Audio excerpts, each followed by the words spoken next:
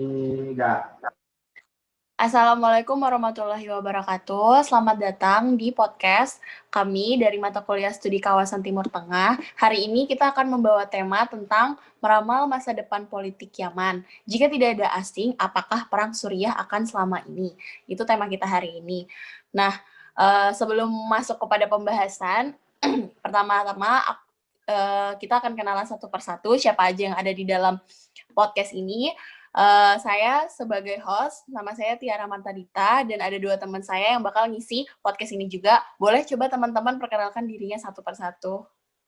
Halo, nama saya Minatul Marwiya, dipanggilnya Wia, nanti jadi speaker pertama di podcast ini. Halo, namaku Muhammad Maulidan, biasa dipanggil Zidan. Aku jadi speaker kedua juga di podcast kali ini. Yang bakal kita bahas pada hari ini tuh kita tentang perang yang ada di Suriah. Nah, sebelum kita bahas ke apa aja konflik yang terjadi di sana tuh, di sini kan ada situasi di mana perang Suriah tuh Suriah sebelum mulai perang itu gimana. Nah, yang secara yang aku tahu kan sebelum terjadinya perang tuh di Suriah tuh banyak banget dulu Suriah waktu belum terjadi perang banyak banget turis-turis yang datang ke sana di mana mereka tuh suka jalan-jalan, suka ke pasar-pasar yang ada di sana sambil ngelihat banyaknya tempat wisata yang ada di sana. Nah, turis-turis di sana tuh kan banyak banget kan yang seneng nonton Hakawati. Kalau misalnya kalian pada belum tahu nih Hakawati itu apa, Hakawati itu pendongeng tradisional di Suriah yang suka banget nyeritain kisah-kisah kuno yang ada di Suriah. Terus banyak kuil-kuil dan teater Romawi yang sangat bagus yang ada di sana tuh yang akhirnya bikin turis-turis tuh pengen banget yuk kita ke Suriah buat ngelihat kisah-kisah kuno yang ada di sana. Di sini kan kita jadinya bisa simpulin kan bahwa keadaan Suriah sebelum terjadinya perang itu emang benar-benar jadi salah satu destinasi turis-turis yang pengen tahu nih tentang sejarah Romawi kuno tuh kayak gimana, terus ingin tahu bagaimana sejarah Suriah berkontribusi terhadap agama dan peradaban yang ada di dunia. Nah, kan bisa dilihat di sana tuh monumen-monumennya banyak banget kan yang ada di sana tuh. Terus lama-kelamaan banyak banget warga di Suriah tuh yang akhirnya protes, terus mengeluh, terus banyak banget deh akhirnya yang ngomong, kok di sini sekarang banyak banget ya angka pengangguran, semakin hari itu semakin tinggi angka pengangguran yang ada di Suriah. Banyaknya terus banyak banget terjadi korupsi yang ada di kalangan pegawai negeri nih contohnya. Terus di sana tuh hampir banget nggak ada kebebasan untuk berpolitik. Di situ jadinya kita tahu karena banyaknya permasalahan yang terjadi ini akhirnya menghasilkan banyak konflik yang terjadi di Suriah. Nah, sebelum terjadinya konflik itu pertama tuh cuman diprotes oleh remaja-remaja yang ada di sana, remaja-remaja sekolah yang ada di sana tuh mereka melakukan demo dan unjuk rasa tuh dengan ngelakuin nulis slogan-slogan anti pemerintah di sekolah-sekolah yang ada di di gedung-gedung sekolah yang ada di Suriah. Terus di sini tuh akhirnya banyak banget pemicu konflik deh pokoknya. Terus di sana tuh setelah kejadian tersebut tuh akhirnya bikin petugas keamanan dan kelompok-kelompok keamanan yang ada di Suriah tuh melakukan kekerasan. Terus kayak ngelakuin tembakan, terus pemukulan, yang akhirnya tuh banyak menimbulkan korban jiwa yang padahal mereka tuh bertujuannya cuma buat ngamanin massa yang melakukan demo tersebut. Padahal kan maksud dari para remaja yang ada di Suriah itu kan baik ya, biar maksudnya kasih tahu nih kalau rakyat tuh lagi kayak gini supaya pemerintahnya dengar, tapi ternyata malah dilakukan tidak adil sama petugas keamanan yang ada di sana. Nah, terus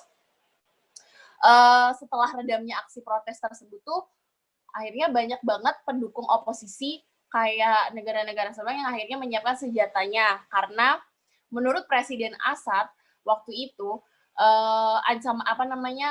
negara asing itu ancaman terorisme karena di sana pada saat itu tuh Presiden Assad pengen banget ngeredam yang namanya terorisme karena di situ tuh malah bikin kerusuhan tuh makin cepat yang ada di Suriah tuh. Jadi peningkatan kerusuhan tiap hari itu makin cepat. Terus pasukan pemberontak juga meningkat dan menjadi ratusan kelompok yang berperang yang akhirnya melawan pasukan pemerintah dan menguasai jumlah desa-desa dan kota-kota yang ada di sana. Nah, perang ini kan perang ini kan mulainya pada tahun, kalau nggak salah tahun 2011, di mana perang itu tuh sampai pada 2012. Nah, pada tahun 2012 ini perangnya tuh udah sampai ke Damaskus dan kota kedua terpenting di Suriah, yaitu Aleppo, kalau kalian pada tahu kan. Terus pas konflik itu terjadi, pertempuran antar konflik itu terjadi juga perang terhadap pasukan pemerintah dan oposisi. Perang juga meluas menjadi sektarian antara mayoritas Sunni melawan Syiah, yang dimana mereka tuh minoritas yang menguasai negara tersebut. Yang dimana itu banyak banget negara-negara yang akhirnya ikut terlibat di sana. Nah, terus negara-negara ikut terlibat, itu banyak banget faktor yang akhirnya bikin perang di Suriah tuh semakin parah, semakin rusuh tuh karena banyak kurangnya kebebasan, terus kesengsaraan ekonomi, itu bikin akhirnya mendorong kemarahan pemerintah Suriah untuk melakukan kekerasan terhadap pengunjuk rasa yang memicu kemarahan publik. Terus bahkan di sana pemanasan global tuh jadi pemicu rusuhnya perang tersebut, karena peran dalam pada 2011 itu udah panas-panasnya tuh loh di sana. Jadi Suriah tuh pernah ngalamin kekeringan pada tahun 2007 sampai 2010 yang akhirnya menyebabkan sebanyak 1,5 juta orang bermigrasi dari pedesaan ke kota-kota, yang akhirnya malah memperburuk kemiskinan dan kerusuhan sosial. Nah, aku mau nanya nih sama kalian. Menurut kalian, siapa ya? Wia deh, menurut Wia, gimana sih ini perang Suriah, terus siapa aja yang terlibat di perang Suriah tersebut? Coba boleh kasih tahu ke kita. Oke, sebelumnya di sini tuh hujan gitu ya. Semoga suaranya terdengar dengan jelas ya para yang mendengarkan juga, semoga ya suaranya terdengar jelas gitu. Kalau menurut aku perang di Suriah ini kayak dia tuh awalnya perang kecil, nggak kecil sebenarnya, kayak cuma itu aja perangnya, tapi karena ada campur tangan sama negara-negara asing, itu jadi kayak bikin perangnya tuh makin gede gitu loh.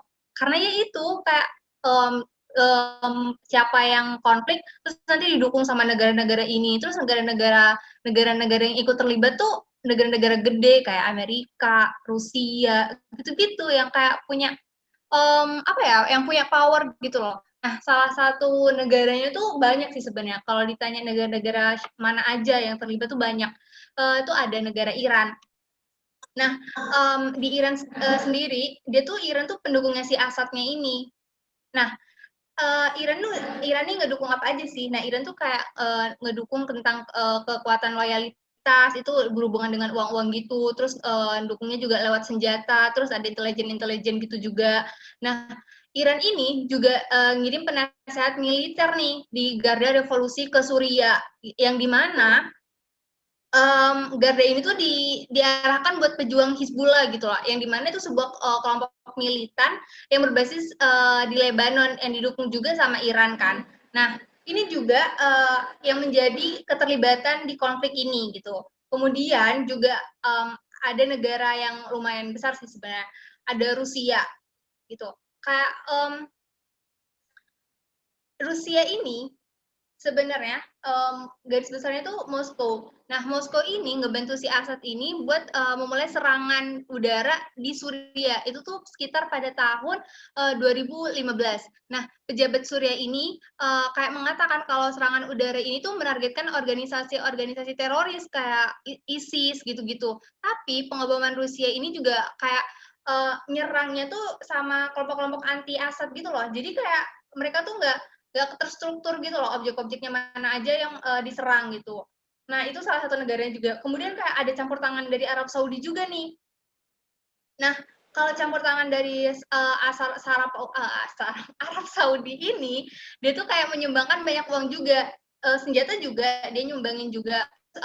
Senjata sama uangnya ini, dia tuh disumbangin ke pasukan oposisi Suriah, yang dimana di situ kelompok militan Islam gitu loh. Nah, Arab Saudi ini juga dia tuh mengirimkan kayak pesawat tempur untuk melawan ISIS sebagai bagian dari koalisi internasional pimpinan Amerika Serikat. Nah, udah muncul nih negara-negara Amerika Serikat gitu kan. Nah, Kalau Amerika Serikat sendiri tuh memimpin sebuah koalisi di internasional untuk melawan ISIS dengan serangan udara itu sekitar sejak tahun 2014. Nah, mereka ini juga ngasih dukungan gitu, dukungan udara tuh senjata-senjata juga kepada kelompok oposisi di Suriah Utara, termasuk juga pasukan Kurdi. Waktu itu memerangi Turki kalau nggak salah. Iya, betul. Terus pada saat itu juga Washington tuh juga udah menggerakkan beberapa ratusan pasukan khusus Amerika Serikat untuk berperang nih bersama kelompok oposisi gitu. Terus ada juga negara yang terlibat itu Turki. Nah, pemimpin Turki itu memiliki hubungan baik kan dengan Assad itu di sekitar di pertengahan tahun 2000-an gitulah.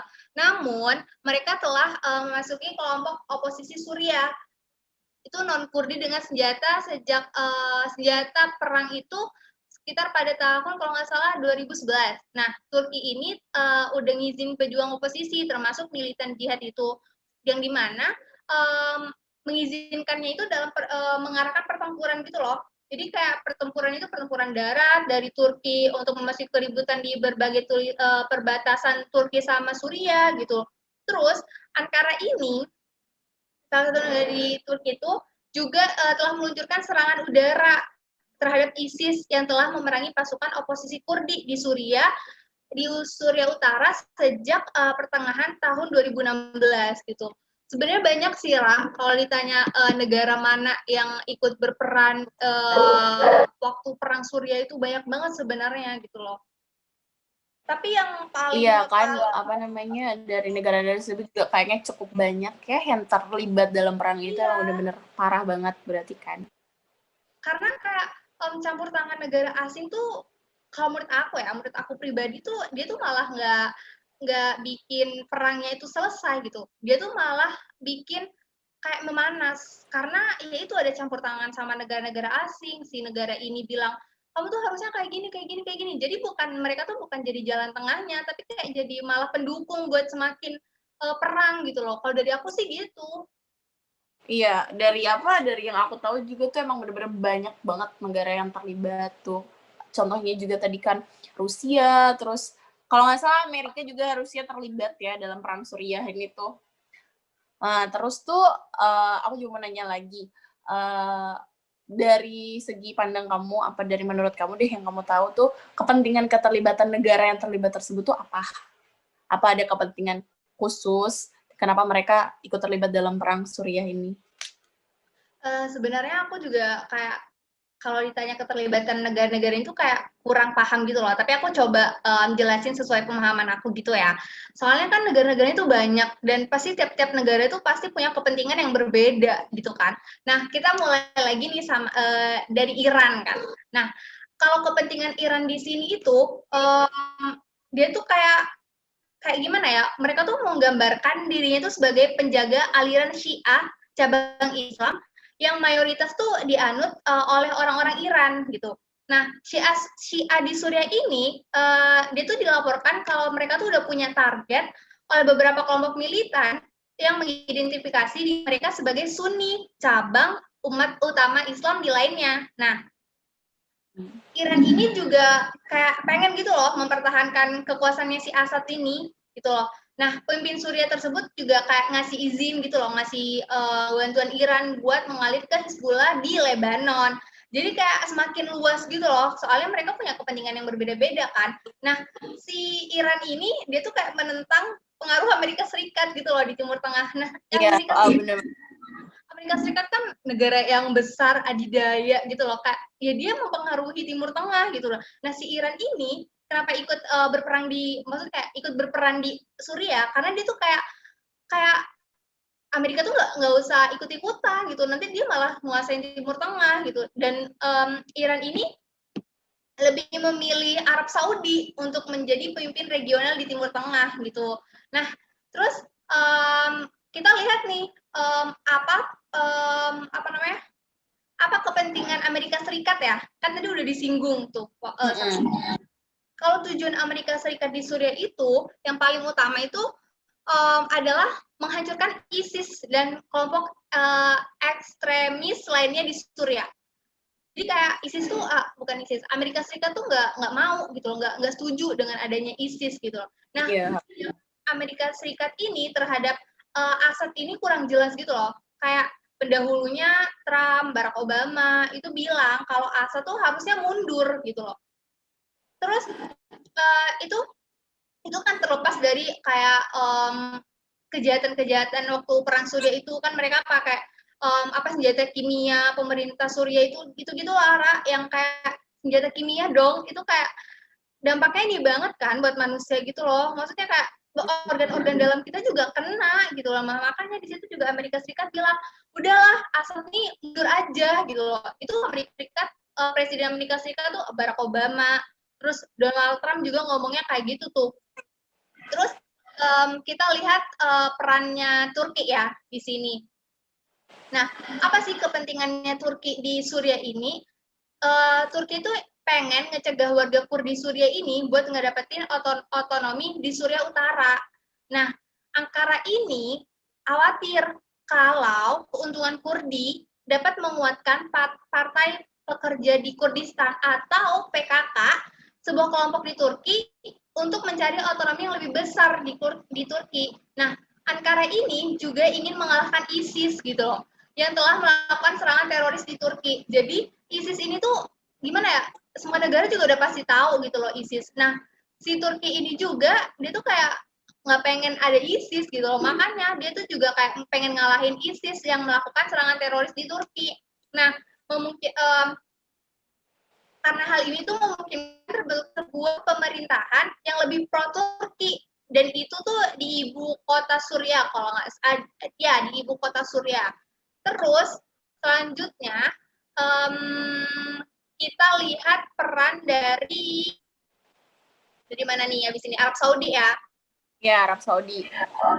Kalau kepentingan Arab Saudi di Suriah itu, dia tuh kan di Arab Saudi itu negaranya kayak masyarakatnya itu mayoritas Sunni ya, Ra. Nah, mereka tuh udah kayak menentang upaya Iran ini buat memperluas pengaruhnya di Teluk Persia itu sejak berakhirnya perang Irak itu kalau nggak salah sekitar tahun 2003. Nah, Red ini tuh ingin menggantikan Assad dengan pemimpin pro Saudi dan anti Iran gitu. Sebenarnya banyak sih negara-negara yang lain yang belum aku sebutin gitu kan, itu tuh punya kepentingan yang berbeda-beda tentunya, karena kayak ya kita lihat kan konflik Suriah itu nggak selesai ya, karena aku pikir kan, menurut aku tuh karena negara-negara yang ikut campur di situ tuh karena mereka tuh punya kepentingan yang beda-beda gitu loh, jadi kayak si ini mau ikut ini, si ini mau ikut ini gitu, jadi nggak selesai. Kalau menurut aku sih gitu, Ra. Karena kayak tiap negara yang punya kepentingan beda-beda itu tuh yang akhirnya menimbulkan ada konflik baru lagi, ada konflik lain lagi karena kepentingan dan tujuan mereka yang beda-beda itu. Terus yang soal Amerika tuh yang negara presiden suruh si Presiden Assad itu mundur, itu kan gimana ya, Presiden Assad itu tuh pernah janjikan ke warga Suriah, ke masyarakat Suriah, kalau dia bakal ngeredam ancaman terorisme. Dia tuh nyebut ancaman terorisme yang terjadi sudah itu ancaman terorisme yang didanai oleh masyarakat asing, dia bilang gitu. Cuman dia selalu janji pengen redam-redam, tapi yang ada malah bikin perang di Suriah tuh lebih cepat gitu loh. Jadi peningkatan kerusuhannya tuh malah lebih cepat. Jadi kadang karena kepentingan mereka tuh dia yang bikin akhirnya konflik di Suriah tuh nggak selesai. Iya, bener banget. Terus nih ya, lebih parahnya lagi, Turki kan tadi kayak udah best friend gitu loh sama Assad. Nah, dia tuh kan malah kayak ngedukung adanya perang-perang kayak gini-gini kan. Nah, dia tuh malah si Turki ini dia tuh ngasih izin senjata pertempuran asing. Dimana kayak kalau dia ngasih izin berarti kayak dia ya udah lanjutin aja perangnya, yang nggak bakal selesai. Terus dia juga si Turki ini tuh kayak ngebantu ngediriin camp. Turki juga ngebantu ngediriin camp buat pelatihan untuk gerilyawan, kayak udah disiapin matang-matang gitu loh berperang, kayak masuk di situ ikut campur di konflik Suriah, bukannya malah kayak jadi jalur tengahnya, tapi ini malah kayak memanas, bikin panas, tambah padahal mereka masuk di situ udah siap buat perang kan. Iya, makanya orang-orang siap mati. Iya, makanya udah kayak mereka tuh maksudnya pengen punya kepentingan khusus, tapi dengan cara mereka tuh udah siap perang, ayo kita perang supaya dapat jalan tengahnya ya dengan perang. Gitu sih Ra sebenarnya, kayak ya gitulah, complicated karena udah banyak aktor-aktor yang ikut terlibat juga di situ kan, pada egois semua gitu loh. Jadi kayak kalau ditanya apa kepentingan keterlibatan negara itu emang banyak banget ya, karena setiap negara tuh punya kepentingan yang beda-beda. Jadi juga kalau kita sebutin satu-satu, karena yang terlibat aja tuh banyak banget, pasti mereka punya macam-macam kepentingan, dan kepentingan itu nggak cuma satu pastinya. Iya, ya Allah. Ini negara yang aku sebutin aja tuh kayak udah gede-gede kan. Itu sebenarnya masih ada lagi negara-negara yang lainnya, Ra. Negara-negara perintilannya. Iya, dan nggak kebayang nggak sih kalau mereka jadi satu kesatuan, terus gimana? Konfliknya nggak bakal kelar-kelar. Makanya. Bener sih yang dijelasin sama Wia itu emang udah bener. Kayak, banyak banget deh intinya, kayak bingung. Nah, terus tuh, ini nih, kan tadi kita udah tahu kan siapa aja yang terlibat, kepentingan negara yang terlibat gitu. Nah, semakin kesini kan perang Suriah itu kan situasinya semakin beda-beda nih. Untuk situasi sekarang nih, menurut siapa ya? Menurut Zidan deh. Menurut Zidan, untuk situasi sekarang, siapa lawan siapa di perang Suriah ini? Sebelumnya, ya aku Zidan ya, pengen nambahin tadi juga yang disampaikan sama Wia. Kalau menurut aku pribadi, apa ya, perang Suriah itu udah next level dari perang sesungguhnya gitu. Kan kita ngelihat bahwasanya yang diperebutkan tuh yang pertama kekuasaan gitu. Kayak ini Bashar al-Assad udah mimpin. Terus koalisi-koalisi oposisi yang didukung oleh negara-negara Amerika Serikat sama Saudi Arabia itu pengen turun Bashar gitu. Karena Bashar dibilang udah terbukti pemerintahannya anti kritik, pemerintahannya korupsi, pemerintahannya tertutup dan sangat diktator.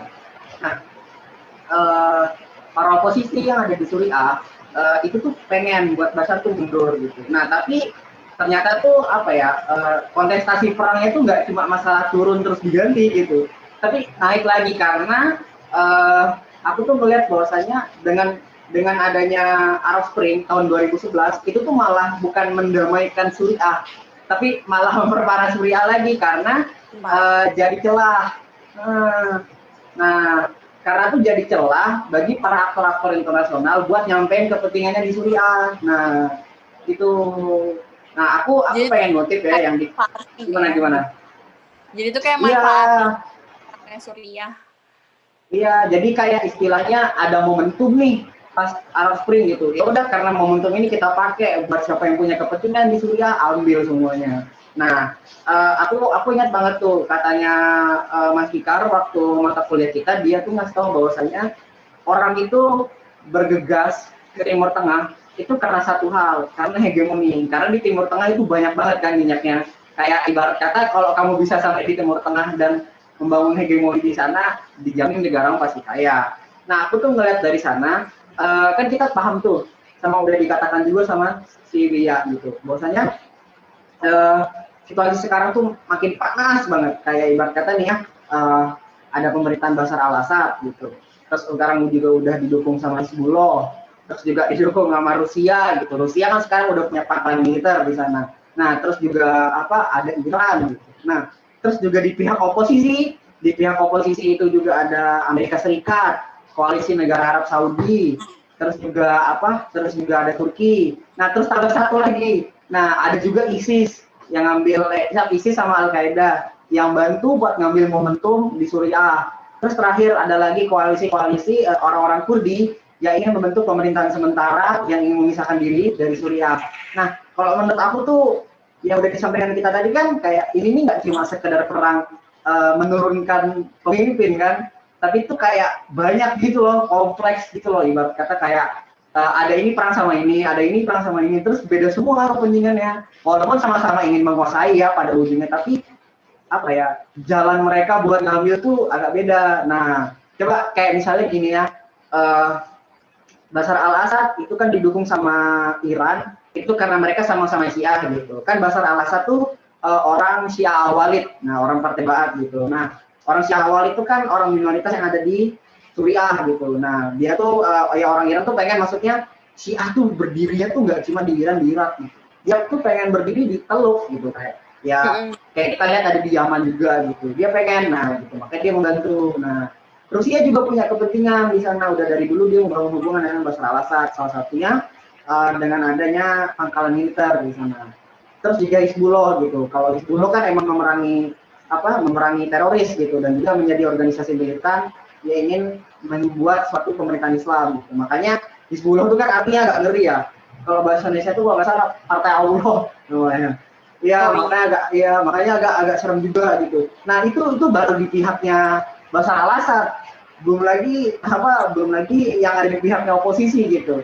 Nah, yang ada di pihak oposisi itu kan yang pertama tuh ada namanya itu pemerintahan sementara Interim Government of Suriah gitu. Nah, itu tuh dibentuk pas Bashar al-Assad itu udah terbukti make senjata kimia yang udah disebutin sama Uya tadi. Nah, maka dari itu tuh ini udah bahaya banget nih. Kita kalau kata politik mereka tuh harus diganti. Nah, karena emang Bashar al-Assad nih nggak bisa turun tuh bukan karena orang nggak bisa demo gitu, tapi karena backingan dia di belakang itu kan Rusia.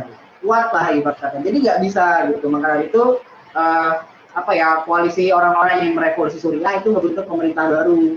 Nah, namanya tuh Interim Suriah Government. Nah, itu pemimpinnya tuh Anas al-Abdah. Nah, itu tuh agak aneh sih, ibarat kata ada satu pemerintahan dibentuk lagi satu pemerintahan gitu. Nah, terus juga ada ISIS gitu. Kita tahu lah ISIS sama Al-Qaeda mau ngapain kan di Timur Tengah. Nah, meskipun ya aku ada foto sih ini nih, mungkin bisa dilihat ya. Nah, nih. Nah, itu kan bisa lihat tuh dulu ISIS tuh gede, makin kecil. Nah, emang tahun 2019 2020 sekarang tuh emang udah kecil. Tapi itu udah cukup ngebuktiin bahwasanya ISIS juga ambil andil gitu. Nah, terus belum lagi si masyarakat Kurdi yang ngebutuh pemerintahan sementara di sana yang tujuannya ya buat buat mensejahterakan buat negara-negara yang isinya orang Kurdi gitu. Karena kita tahu kan dari beberapa orang-orang yang di Arab cuma Kurdi yang nggak punya negara. Nah, dari itu tuh aku ngeliat bahwasanya kepentingannya itu beda-beda gitu. Amerika Serikat kita tahu kan pengen punya kekuasaan, pengen punya hegemoni di sana. Terus kita juga tahu bahwasanya Saudi Arabia itu berbicara agar gimana caranya Sunni itu tetap ada di negara-negara Teluk. Sunni itu tetap memegang ambil alih ada di Suriah gitu, ada juga di Yaman gitu. Nah, kalau Saudi itu kan memimpin karena hal itu. Nah, Turki itu juga memerangi Kurdi gitu, karena Kurdi juga bermasalah sama Turki. Nah, kalau menurut aku tuh siapa lawan siapa tuh kalau dibuat mind map tuh kayaknya luas banget ya gitu. Karena ada rentetan yang banyak banget gitu loh, kayak ibarat kata tuh bukan Amerika lawan Rusia gitu. Ada juga Amerika lawan Rusia, kayak ada juga perang. Kayak bener-bener ya, siapa lawan siapa tuh bener nggak tahu, karena emang bener-bener banyak, karena konfliknya aja banyak dong kan, apalagi tadi yang udah disebutin Uya juga negara yang terlibat juga banyak kan. Iya, belum lagi juga menjelaskan perang proksi antara Iran sama Saudi Arabia yang dimulai tahun 1979. Ini kan kayak maksudnya yang perang itu cuma orang Suriah loh, tapi kalau kita ngeliat siapa lawan siapa tuh makin gede gitu loh. Ya karena yang di belakangnya itu yang ngebantu malah makin panjang gitu. Karena tuh kayak tadi yang dijelasin Zidan tuh kayak bener-bener konfliknya tuh udah complicated juga, karena dari negara Suriah sendiri, di dalamnya sendiri tuh kayak udah banyak kan masalahnya, udah korupsi, kemiskinan, udah banyak banget, apalagi ditambah kepentingan negara yang lain tadi. Jadi kalau misalnya ditanya sama siapa lawan siapa nih, emang bener-bener banyak kan. Banyak banget sumpah, kayak nggak cuma A lawan B gitu loh, tapi iya, A sampai Z gitu. Kayak kalau dibikin mind map juga kayak bercabang banget nih ya. Iya. Nah, terus dari perang Suriah yang mulai dari tahun 2011 itu sampai sekarang, apa sih kemungkinan hasil perang ini tuh? Nah, ini ini nih kalau aku ngelihatnya nih, aku pakai dua sudut pandang aja ya, dan ini nggak pure mewakilin dari kita semua gitu, dan nggak pure mewakilin dari dari jurusan kita. Ini cuma pandangan kita apa yang kita baca ya. Kalau menurut aku pribadi, aku tuh melihat kan kalau kita kan di HI itu kan belajar konsep balance of power kan. Maksudnya kekuatan tuh harus balance gitu. Nggak boleh cuma Amerika yang menang, negara lain juga harus ngebalance Amerika. Nah, kalau aku tuh percaya harusnya Syiah itu tuh harus bisa menguasai di Suriah gitu. Ini bukan karena kekerasan yang dialami ya, tapi aku percaya bahwasanya Sunni itu udah terlalu masif di dunia ini. Bahkan kita sendiri kan kita orang Sunni gitu, kita bukan orang Syiah kan, kita orang Sunni gitu. Nah, kalau menurut aku tuh apa ya, konsep balance of power tuh harus terjadi di Suriah dengan cara ya mungkin harus ada mekanisme lebih lanjut ya, kayak misalnya mungkin Bashar al-Assad turun, tapi ada orang Suriah lagi yang bagus gitu, yang jujur lah, lu berjurdil masalahnya. Nah, kalau menurut aku si Anto harus tetap megang di Suriah gitu, karena emang udah jadi minoritas dan tertindas. Nah, tapi di satu sisi, kalau kita memandang konteks hukum internasional, kan Piagam PBB itu menjelaskan bahwasanya senjata pemusnah massal atau weapon mass of destruction itu sangat dilarang kegunaannya, karena ya udah jelas sama Wia kan, sama Ara juga bahwasanya itu tuh nggak nyerang kontak fisik kita gitu, tapi bagian dalam tubuh kita juga kena gitu. Mungkin mungkin dalam 1 tahun 2 tahun tuh nggak kerasa, tapi kan 10 tahun bakal kerasa efeknya gitu. Nah, kalau aku ngeliat dari konteks hukum internasional, ya aku sangat apa ya istilahnya mengecam tindakan apa yang dilakukan sama pemerintah Assad gitu, dan juga serangan-serangan bom dari yang serangan-serangan bom yang telah diluncurkan oleh pemerintahan Bashar gitu ke masyarakat sipil yang ada di Suriah gitu. Karena kita melihat bahwasanya dampak perang ini tuh ya apa ya, dampak perang ini tuh malah ke masyarakatnya gitu kan. Kita melihat bahwasanya Suriah tuh menjadi negara dengan krisis pangan yang luar biasa kan, kayak orang-orang tuh kurang gizi, makanannya sulit gitu, rumahnya dihancurkan gitu, bahkan mereka tuh pada kabur gitu, pada tidur di gurun, karena ya apa ya karena yang perang mereka yang kena dampak masyarakatnya gitu. Nah gitu. Dan dampaknya tuh juga dari perang itu tuh sebenarnya bukan di dampak politik doang kan, dampak buat lingkungan juga. Ya benar-benar kayak monumen bagus-bagus tuh kayak aku lihat di internet juga kayak sebelum dan sesudah tuh benar-benar yang monumen yang bagus tiba-tiba udah hancur gitu. Kan bukan di politik doang, benar-benar di lingkungan sekitarnya juga.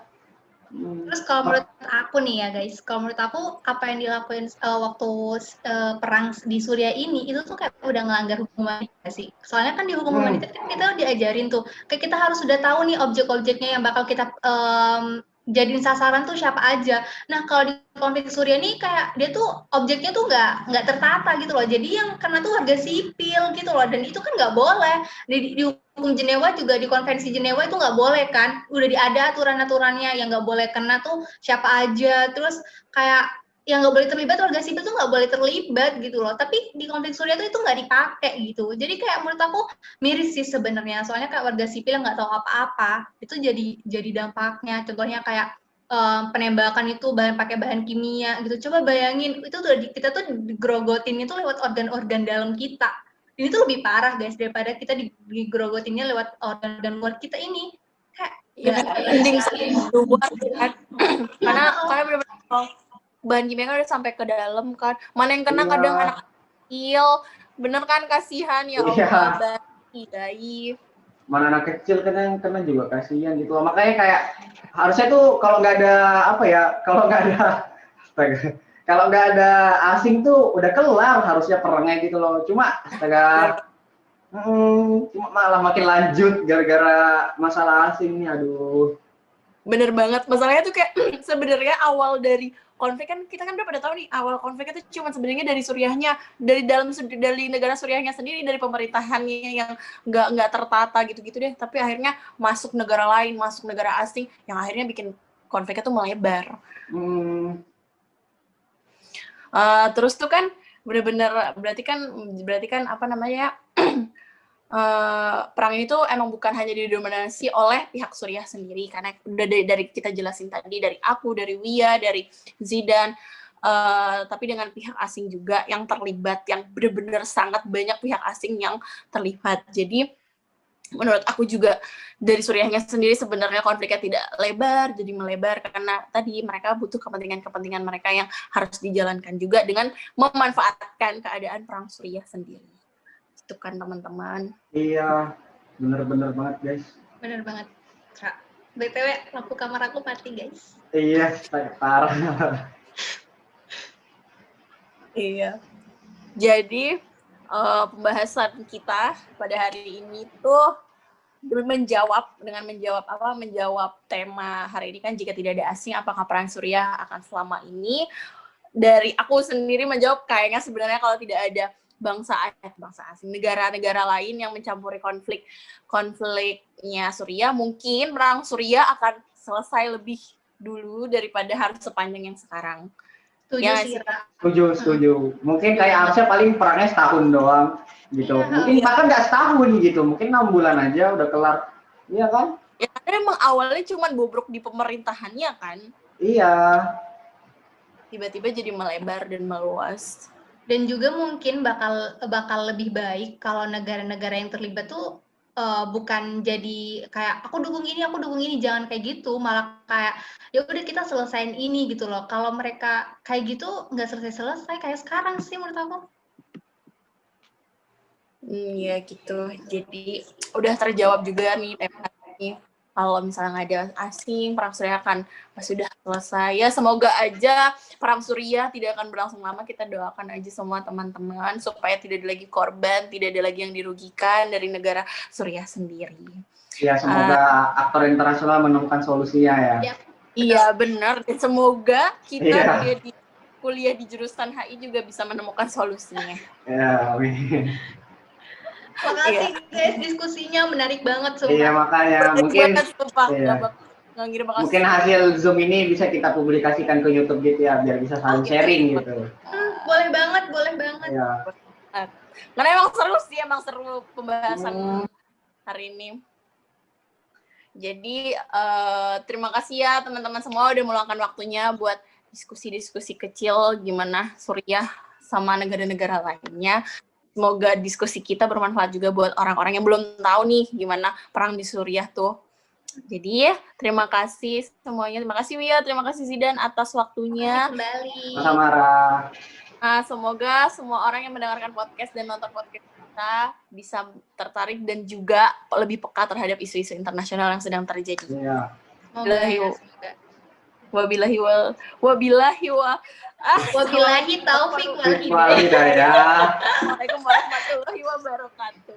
Waalaikumsalam warahmatullahi wabarakatuh.